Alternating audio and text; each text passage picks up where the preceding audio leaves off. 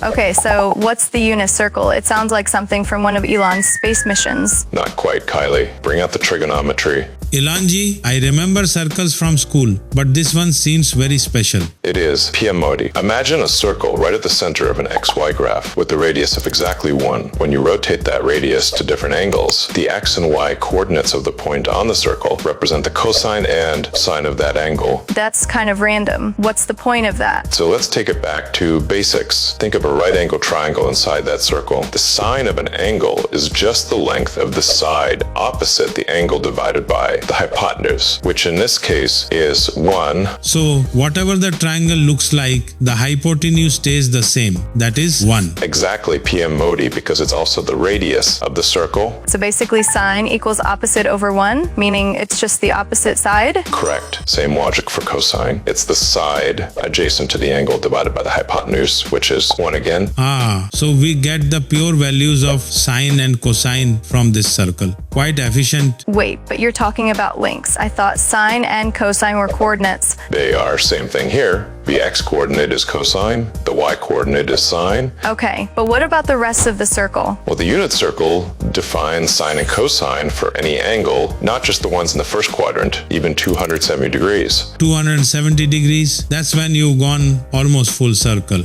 Exactly, PM Modi. At 270 as x becomes 0 and y becomes -1. So cosine of 270 is 0, sine of 270 is -1. So math people basically made an entire circle just to say that. Kylie, sometimes simplicity hides genius. Just like how the wheel was once the world's greatest circle. And now PM Modi, we're still trying to reinvent it, but in space. You two and your circles. One's reinventing them, the other's spinning them into philosophy.